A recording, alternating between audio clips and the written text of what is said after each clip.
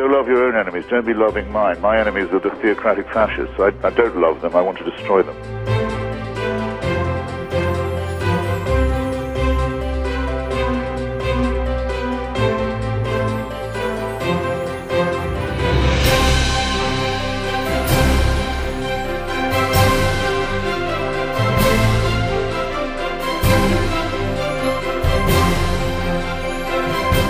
Child made in the image of God. Oh no, you're not. You're a faggot. And you can't join your church and you can't go to heaven. This is disgraceful. It's inhuman.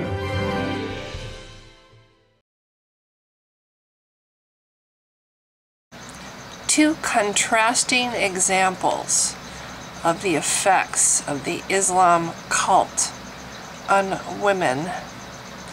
One is somebody who is seeing clearly the oppression, and the other, sadly, very brainwashed. I'm just going to put clips from both of these videos back to back to show the contrast, the stark contrast between one and the other. Hello everyone. Do people in the West know what it means to live under Sharia? I don't think so. I lived the first 3 decades of my life under Sharia in my original country, Syria. Regardless how secular the Syrian dictatorship looks to the West, Sharia is the legal system in many countries around the world, such as Saudi Arabia, Afghanistan, Iran, and Pakistan. Sharia is the legal code for Islamic theocracies. Under these laws, women and minorities are deprived of the human rights that we in the West take for granted. People have been talking about gender equality according to Islam, and this is from a lot of non-Muslims. I've noticed that they assume that as us being women, we don't get that much freedom in comparison to men, and I just laugh because, come on, a lot of us Muslim women can be quite feminist, you know, and I'm one of them. And when they say that, I'm like, excuse me, Islam gives most right to women, whereas in the Western world, women had to fight for their rights while we already had it. We were the first women in Islam that we were just given the right to vote without needing to fight for that. We were given the right to be spoiled by our husbands, okay? We don't need to work, but we are allowed to work if we want to, but we don't have to work. And the husband has to provide us, like, with everything. They have to give us, like, food, clothing. We have the right to ask for a house, okay? Like, if we want to move somewhere, they have to give it to us. And pretty much have to spoil us. They have to, they actually usually really do have to be the one doing the cooking, cleaning, working, all that stuff. Because if you think about it, Prophet Muhammad Sallallahu served his wives, and although he had more than one, think about it, he didn't ask any of them to serve him. He served them. When the constitution of any country deprives some of its citizens of their human rights, the impact will be general and eventually affect all. That's why, if you take a look at most, if not all, Sharia countries, you would see suppression and miseries prevail. Therefore, if opportunity opens, the majority of men and women in Sharia countries would immigrate to the West. And for a woman, we don't have to cook or clean either. But if you do have a woman that does, you should consider yourself lucky. Why do you assume that in order to be equal to a man, we have to do a man's job? to be considered equal? Why can't a man do our job to be considered equal? Why is it that a man is supposed to be considered more powerful because of some of the things they do? Why can't what we're doing as a woman be considered powerful? If you think about that, a lot of people say that Islam is not giving that much rights to women, but you already have this mentality that men is already stronger and better. So in order for us women to be equal to men, we have to do things that they do, and that's not the right way of thinking. In Islamically, in a Muslim household, the woman has a different job and the man has a different job. So how does that make them unequal? It makes them have different roles, yet they're still equal in a sense.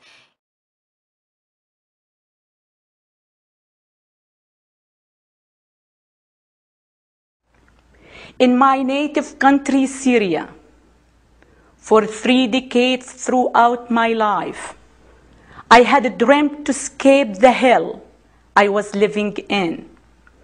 Once I had the opportunity to leave, I left in a matter of a day, without thinking how I would survive in a strange country. My dream of being free was much more important to me than the fear of getting lost in a civilized country. At that time, contemplating to be homeless in America would be more attractive to me than living as a woman under Sharia. If you think about it, a man is stronger than a woman. It takes 2 women to be equal to 1 man's strength. So if you think about it, it makes complete sense that a man is a level higher than us. Today, I owe America my life for giving me the opportunity to be the real Wafa Sultan.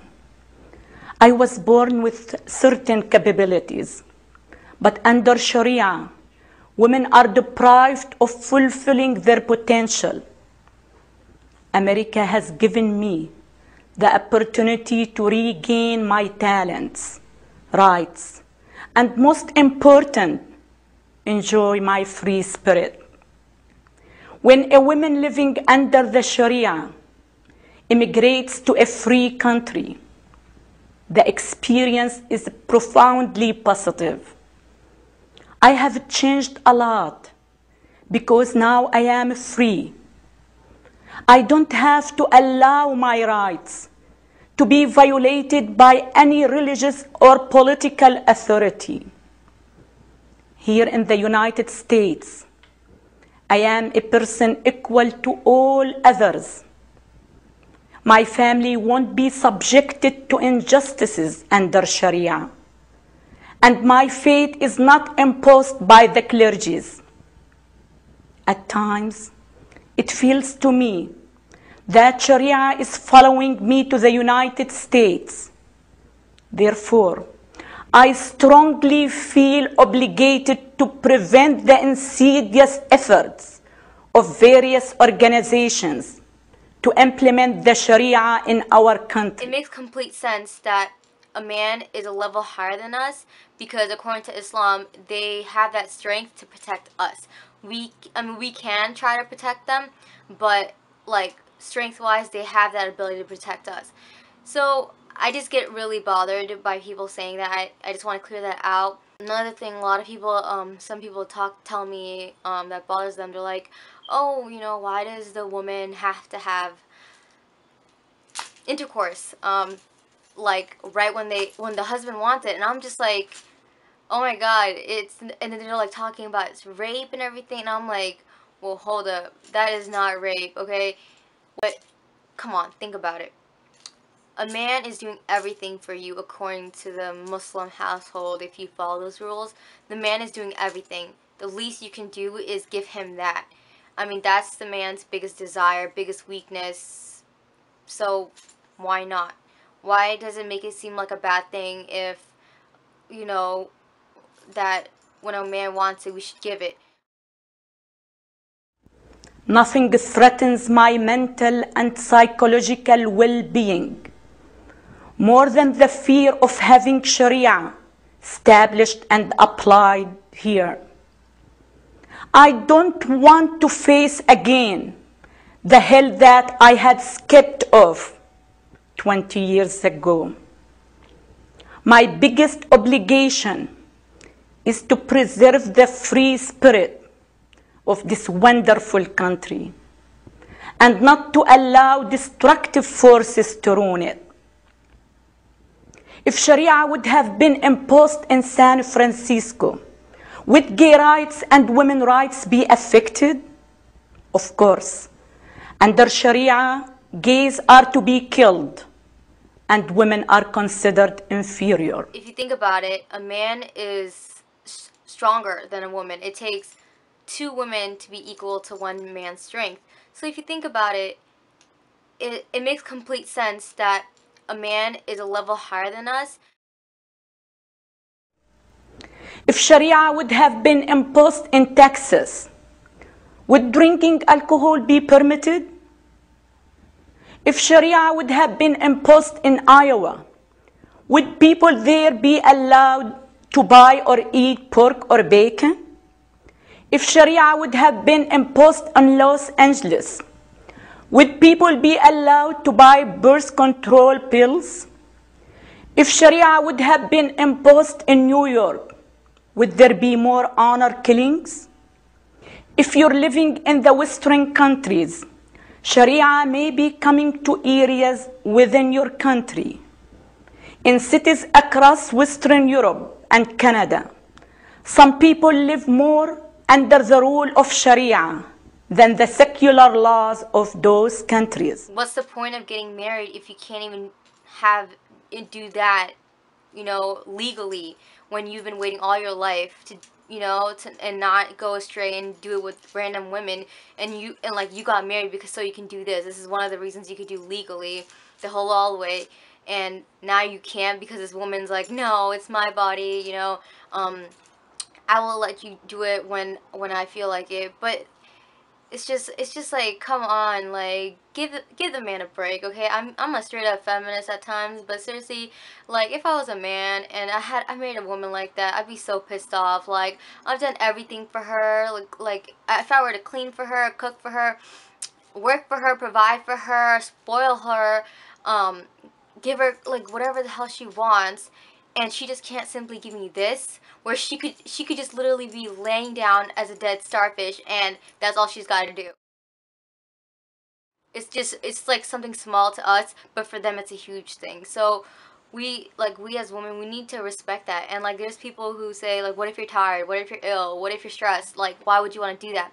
Okay, well, if I'm ill, a man has common sense not to want to engage in that way with their wife. If you think about it, like, why do you want to catch the disease? Okay, so most guys would be caring towards you. They would want to, take care of you when you're sick. Okay, if I was tired, seriously, you just let the man do everything, okay?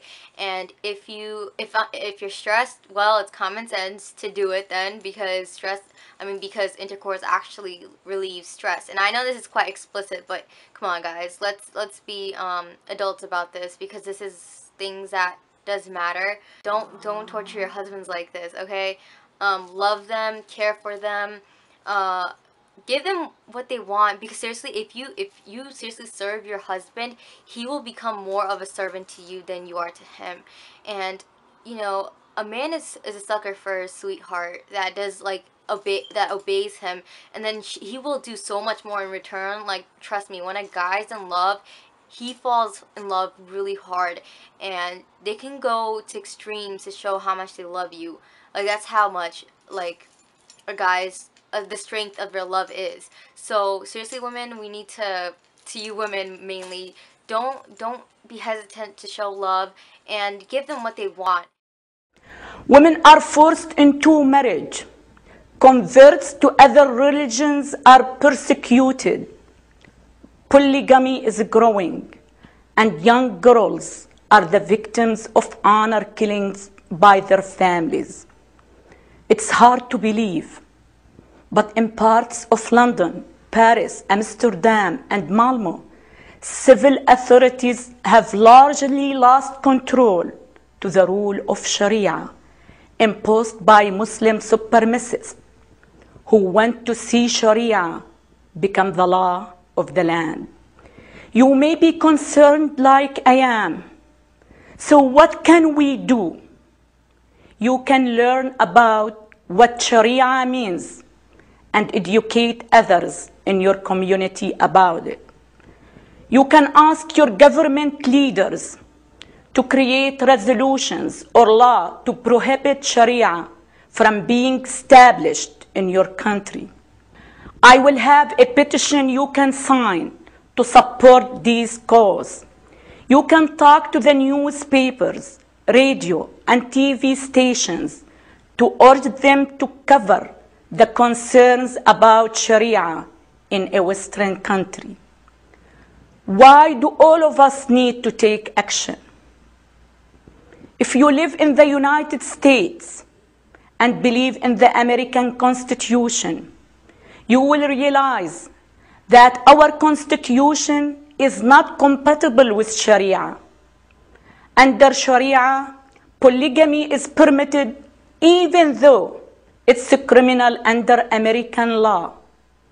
Under Sharia, Muslim men are allowed to beat their wives to discipline them. Muslim men can divorce their wives without requiring a court proceedings. And daughters get half the inheritance the sons get. In general, human rights and women's rights, as we know them, don't exist for women and non-Muslims. Sharia is in fact a form of slavery. Sharia has no place in the West. It is our responsibility to defend our freedoms, stand up for human rights, and take a firm stand against Sharia and the slavery that it brings. Thank you so much for listening.